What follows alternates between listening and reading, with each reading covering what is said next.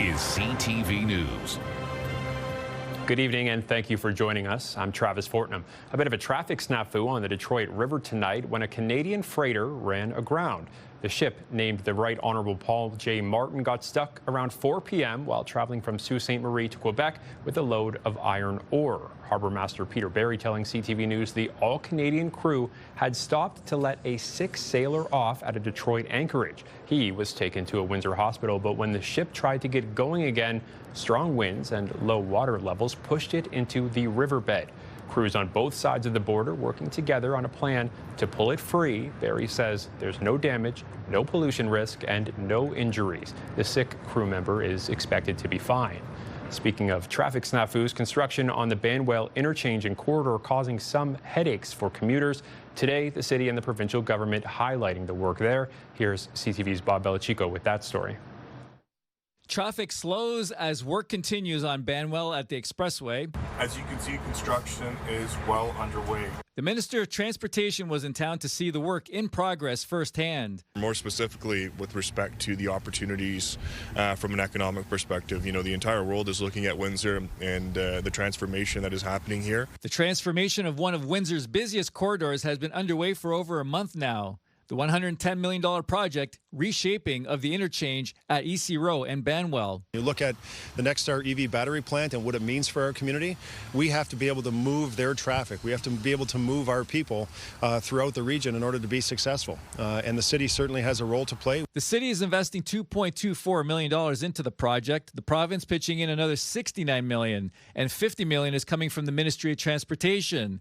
Now, Windsor-Tecumseh MPP Andrew Dowie says the province is getting set to unlock $18.8 million of that promised cash. This is being announced today for the north section, when you're getting closer to McHugh, McNorton, Wyandotte Street. So it's going to unlock servicing for thousands more homes. I believe it's another 4,000 homes. According to Ward 7 City Councillor Angel Marignani, some of that $18 million that Dowie was talking about earlier today is earmarked for this stretch of McNorton Drive where traffic tends to back up. People trying to turn left onto Tecumseh or EC Road to get to work, they back up the entire flow. So this is really going to help traffic flow at that intersection. And once this project is done, Minister Sarkaria says he'll be looking down the road at the challenges at the next light, the one at Manning Road. Working with MPP Dowie and our team here, we'll definitely be looking very closely at those investments to once again support the growth that is happening in the region. Bob Belichico, CTV News. And while traffic may disrupt your commute, your morning may have been disrupted by some incredibly loud bangs. Turns out it was all a police training exercise. 3, 2, 1. Yeah, it was like that, but it was much louder and happened a couple times. Residents reported hearing it all over the city, some saying it rattled their windows.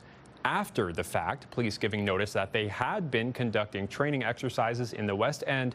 A spokesperson telling CTV News the service is reviewing procedures now to ensure clear and timely communication in the future. Windsor police also looking into a suspicious fire in Ford City. It happened Tuesday around 2 a.m. at a residential construction site on Cadillac Street. A skid steer reportedly went up in flames, with fire crews knocking it down quickly, but not before an estimated $30,000 worth of damage was caused.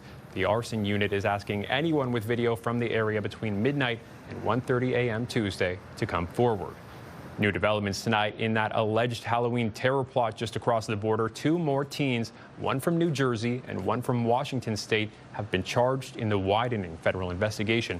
The FBI says the pair were allegedly planning to travel overseas to join ISIS and had been in contact with the Michigan suspects accused of plotting an attack near Detroit. Now an update to a story we first told you about in January in regards to the controversial agreement between the University of Windsor and the organizers of the so-called Liberation Zone. A court has ruled the agreements are not discriminatory and will stand. CTV's Michelle Molesky explains. 3 divisional court justices have dismissed the judicial review launched by the Center for Israel and Jewish Affairs. The CIJA was asking 2 university agreements be nullified based on discrimination. For 9 weeks in the spring of 2024, the Liberation Zone encampment was in place on campus at the University of Windsor.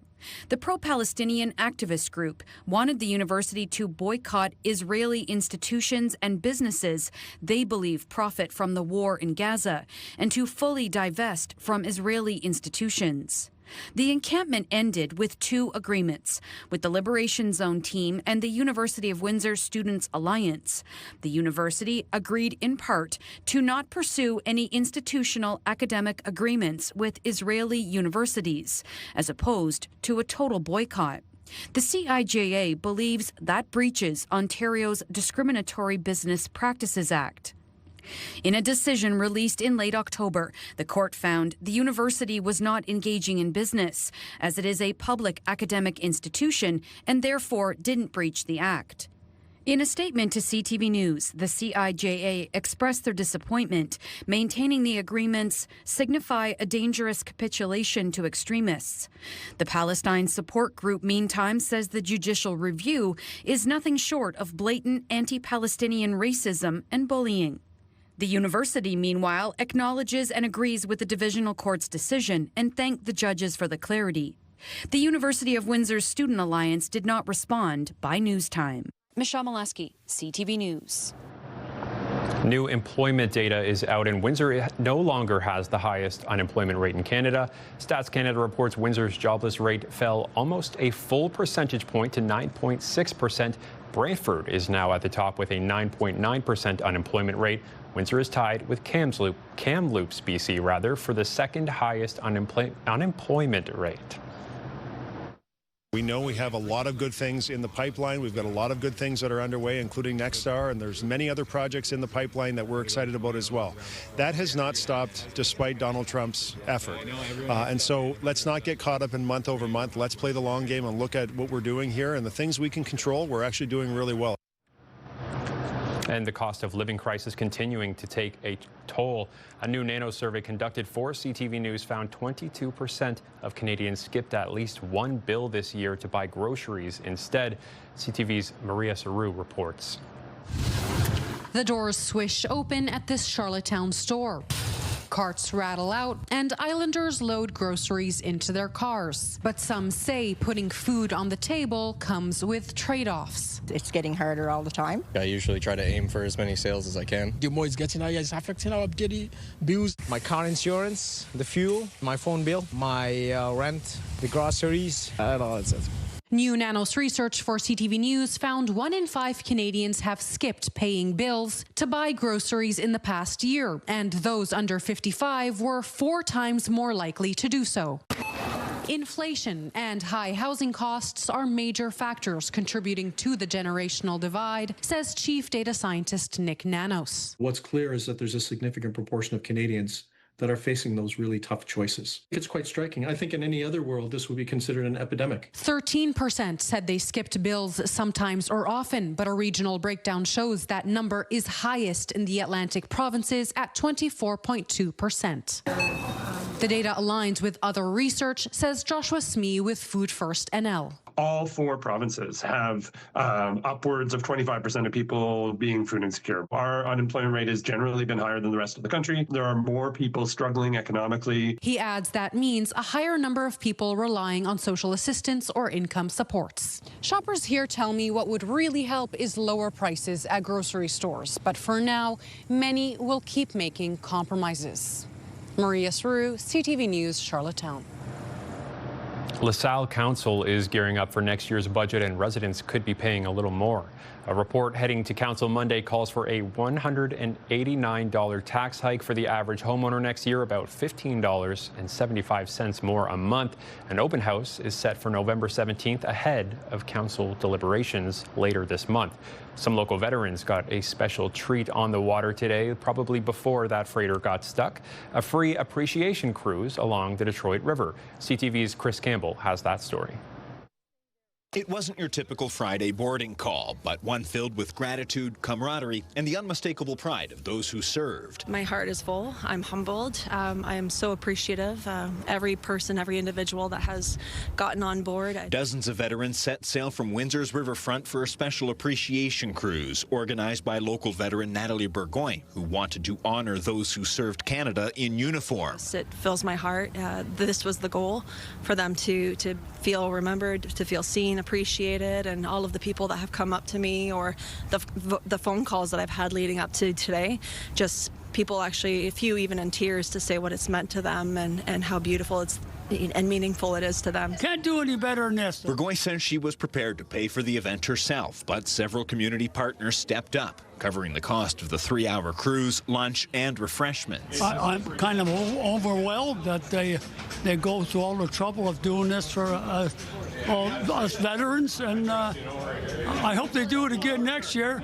I hope I'm still here next year, because I'm hitting 89. This is fantastic. It's nice to have little things like this and not just the standard Remembrance Day ceremonies where we're standing around at the cenotaphs. This is a nice change of pace. It's heartwarming. Happy to see them in happier times. Gratifying. It doesn't make up for what they had to do, God forbid. Among those on hand, members of HMCS Hunter. It's very respectful, very appreciative, and I'm very happy to be a part of this. For the veterans, it's less about the cruise and more about feeling remembered. This is awesome. This is really good. I think it's amazing. I think it's great to have like a bunch of veterans come together like this and to go on a cruise and just enjoy each other's company for the afternoon. The free event is something Burgoyne hopes to make an annual tradition, giving Windsor Essex veterans a chance to reconnect, reflect, and enjoy the view.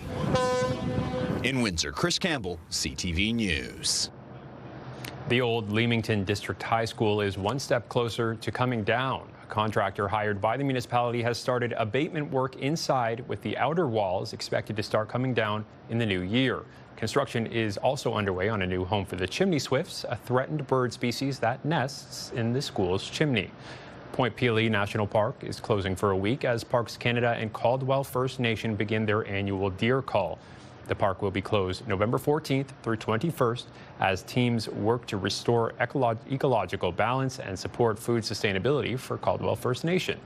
The park reopens November 22nd, though a second call could happen in January. Holiday cheer is popping up in Lakeshore, and it's all for a good cause. Imagine Cinemas is hosting its first ever Popcorn for a Purpose next Sunday, a festive fundraiser packed with holiday fun. There'll be photos with Santa, a $5 screening of Elf, free hot chocolate and cookies, face painting, and a giving tree where each ornament represents a donation to someone in need. Proceeds will support the Windsor Youth Center and Downtown Mission. If your weekend plans involve watching the Lions game Sunday, you're not alone. The President of the United States will be there as the team visits the Commanders in Washington. The White House confirming President Trump will attend Sunday's game, watching from the owner's box. Officials say he'll also take part in a halftime tribute to American veterans. CTV meteorologist Gary Archibald has your full weather details coming up in 2 minutes' time. When you leave that, you leave part of your family behind. Still ahead, helping those who serve, turning the page on a new chapter. CTV meteorologist Gary Archibald is here with our first look at the weather tonight. Gary, I snuck a peek at your forecast, and I don't want to talk about it, so you just take it from here. I sense you're not pleased with the colder circumstances, the freezing rain potential, a wintry type mix, even though it's still fall, ladies and gentlemen. We're talking about rain changing over to snow. Yes, it will get cold enough in the next 24 to 48 hours to see some flurries where we live here in extreme southwestern Ontario. Today wouldn't suggest that. After all, daytime highs and lows have been well above seasonal. Reach high of 13. Average highs closer to between 10, 11 degrees Celsius. The low is near 7 degrees Celsius. On the positive side, our average low is closer to about 3 degrees Celsius. But there's snow on this map, so it's within our airspace across the Great Lakes, the south shores of Lake Superior, and then northern central Ontario into Quebec. And some of that reinforced air coming out of the northwest, and it's been breezy. You can see how the clouds are moving. That northwesterly streak is setting up for rain to change over to snow late Saturday night into Sunday morning. Could see some more snow Monday morning through the midday. We'll see a brush right through the heart of southern Ontario, and then it becomes more pronounced as the center of the low really wraps up a lot of cold air. And what you see in that bluish gray, almost purpley color, is snow. Not the green or yellow-orange, which would be rain. And there could be a mix, freezing rain, ice pellets, as that transition takes place as the core of this area of low pressure moves right through southern Ontario. For now, rainfall projections through to, say, 5 o'clock, just before supper time for most. Very light, if we see it at all. We'll see increasing cloudiness through the overnight, a low of 3 degrees Celsius, windy, still out of the northwest, sustained winds around 15 to 20, 25K with higher gusts. Here's the breakdown for the weekend. Starts off with some sunshine, but it's still cool overall. Only a high of 8, should be closer to 10. And those figures hold for Sunday. Closer to 10, we'll see 4 and be in the minuses for lows. Take a look at the 7-day forecast. Daily highs and lows, maximums and minimums are below seasonal, definitely for highs for the next 7 days straight, including 4 and 2, respectively, for Sunday, Monday. And there's that transition from rain in the day to flurries in the morning or late at night. And even Remembrance Day is going to be chilly with a low of -1. We'll rebound a bit, +8. Wednesday, Thursday, Friday of next week. You'll need the extra layers, indeed. Thank you very much, Gary. More than 2,000 flights have been canceled or delayed at dozens of busy U.S. airports, including the one in Detroit, as the government shutdown rolls on. CTV's Joy Malbin now on the chaos. The anxiety from it was crazy, like all morning, just like seeing if we were going to be good to go, you know. So, I don't know, it kind of sucks. For travelers, it kind of does. With all eyes on the skies, thousands of flights are being delayed or grounded. We stayed at a hotel last night that was, $150 out of pocket. Now we're going to be another, couple of $100 out of pocket, taking a rental car, driving it down. And it's going to get a lot worse. Major airlines ordered by the Trump administration to drastically cut domestic flights at 40 of the busiest airports in America, ramping up flight reductions by 10% or more by next week, until this government shutdown ends. It is not a science, it is an art that we're trying to deploy to keep people safe in the airspace. We're trying to prevent the pressure that we now see building in the system. Thousands of TSA screening agents and air traffic controllers, essential workers who keep the skies safe, are working without pay, with reports of burnout and calling in sick. When you don't pay somebody for 37 days and say, hey, just keep showing up and do your best, people are going to have issues. Canadians bound for the U.S. could get caught in the chaos. The major airlines here in Canada will start to pull back on their flights because they don't have the slots to get in. But also, it's the overflying flights going down to the Caribbean, going down to South America. They have to fly over the U.S. Fed up, angry, and pointing the finger at the politicians. It's just all unexpected. I'm just sick of it. It's like, what about us? These flight cuts are expected to disrupt holiday plans, and with the Thanksgiving travel rush just weeks away, the timing couldn't be worse. Joy Malbin, CTV News, Washington. Turning to our government here in Canada, the Liberal government is still standing after facing yet another test on Parliament Hill today. Prime Minister Mark Carney's caucus surviving a second confidence vote in as many days, and Conservative leader Pierre Poilievre facing questions after a second MP leaves his party. CTV's Rachel Aiello has the latest developments from Ottawa. MP Matt Genereux says he likely won't be leaving until the spring. But if the opposition are counting on the outgoing Albertans' vote, it's worth noting he didn't cast one in either last night's or today's confidence tests. How many seats do you need to have a majority? I can't remember. Do you want to answer? Maybe a couple. So call your local MP if they're not a Liberal and tell them to come. Prime Minister Mark Carney joking about gaining more MPs after Conservative leader Pierre Poilievre lost a second in as many days. Multiple sources say Matt Genereux was in talks with senior Liberal staffers about crossing the floor this week. But Conservative Party officials made it clear there would be consequences if he did.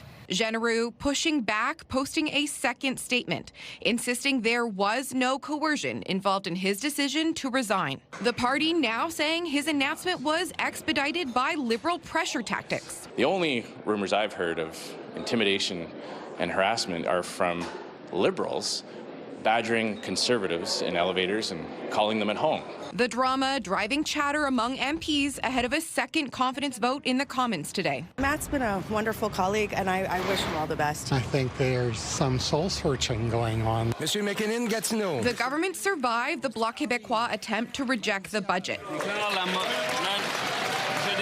And now Liberals will spend the next week selling their spending plans before the key final vote on November 17th. I sure hope that the opposition parties see how much is in that budget for their own regions. The Liberals got one seat closer this week with MP Chris D'Entremont crossing the floor, but are still a few votes shy of a majority government. And with the Conservatives and Bloc making their opposition to the budget clear, the focus will be on how the NDP vote or don't the week after next. Rachel Aiello, CTV News, Ottawa. Canada's main stock index finished in positive territory today, narrowly reversing losses from earlier in the day. The TSX gained 44 points. In New York, the Dow added 75. The Nasdaq is down 49. The Canadian dollar lost 0.75 cents today. On commodity markets, gold gained almost $20 an ounce. Oil added 32 cents a barrel. CTV News Windsor has launched a newsletter helping you start your day with the latest local news. By signing up, you'll get direct local content straight from CTV Windsor to your inbox, including top stories, the forecast, and videos. You can sign up at ctvnewswindsor.ca. The provincial government has announced funding to help military veterans turn their skills into college and university credits. CTV's Brian Bicknell has more on the fast track from service to civilian employment. They stood on guard for Canada, but some in the Canadian forces are not sure where they stand when their time in the military is over. We are very group-oriented in the military. We have a lot of close friends, a lot of close family. And when you leave that, you leave part of your family behind. So transitioning out and finding your next journey can be extremely difficult. Andrew Mellison is an active member of the Royal Canadian Navy who also serves as Fanshawe College's military-connected career consultant. He was on hand as Ontario's Minister of Citizenship and Minister of Colleges announced $575,000 in funding to recognize skills veterans learn during service as college and university credits. This initiative will expedite their studies, ensuring military-connected learners can join the workforce faster, supporting a smooth transition to civilian life and building a strong talent pool for Ontario. We rightly recognize them for their service while they're in service, but we need to do a better job, all of us, on that, but also on recognizing their service for what they do here in Ontario when they come home. With the funding, prior learning and assessment recognition projects have been launched at 6 colleges and universities across Ontario, including Fanshawe. Fanshawe will create a database of course equivalencies that recognize the prior training. It's no accident that the announcement was made here at Fanshawe, with this school having become the first ever military-connected college back in 2020. And that has resulted in a nearly 100% increase in military students. In fact, more than 400 study here now. Fanshawe College is developing a reputation as a college that supports military-connected learners, their families as well, Brian. And so it provides a level of confidence that coming to Fanshawe is a wonderful career opportunity. Every year, between 8,000 and 9,000 Canadian Armed Forces members are released from military service. They know what to do. You give them the task and they accomplish it. Brian Bicknell, CTV News. The two ministers at today's announcement were also asked about the federal government's plan to further cut the number of international students studying in Canada next year to just 155,000. Several post-secondary institutions have cut programs because of the international student cap. So, it was another decision by the federal government, another unilateral decision without consulting with the post-secondary or the provinces that serve our post-secondary education system. I think what we would like from the federal government is stability on the file. I think it's been unhelpful to have the changing goalposts. But our priority, is to work with them, to, however they put it forward, to protect our economy, defend it.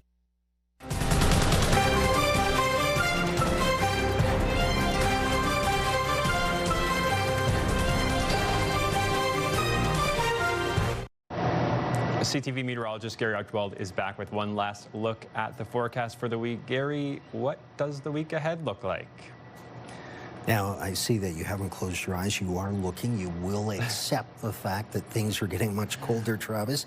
You and I and everyone out there in TV land will have to accept that sometimes, eventually, the fall season gets colder. And we have 4 very distinct seasons in southern Ontario. And obviously, we're in the throes of this big transition, as we should expect. Yes, that's rain changing over to freezing rain, ice pellets, and then to snow. Sunday night, late into early Monday morning. Could see it again Monday, late overnight into Tuesday. And note those daytime highs are going to be several degrees below seasonal, with lows into the minuses, which means, yes, we could see frost and or ice forming, as in puddles freezing. Be prepared. Enjoy your weather nonetheless. And have a good weekend. Thank you, Gary. Finally tonight, Canada's hockey jerseys for the next year's Olympic and Paralympic Games have been revealed.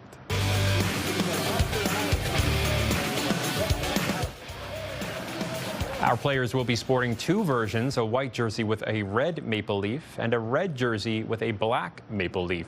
Hockey Canada says the multi-tone design of the maple leaf crest reflects the look of a diamond, representing the athlete's ability to withstand incredible pressure. The Winter Games in Italy are set to start on February 4th. That's our time for tonight. We hope to see you back here on Monday. For now, I'm Travis Fortnum. Have a great weekend.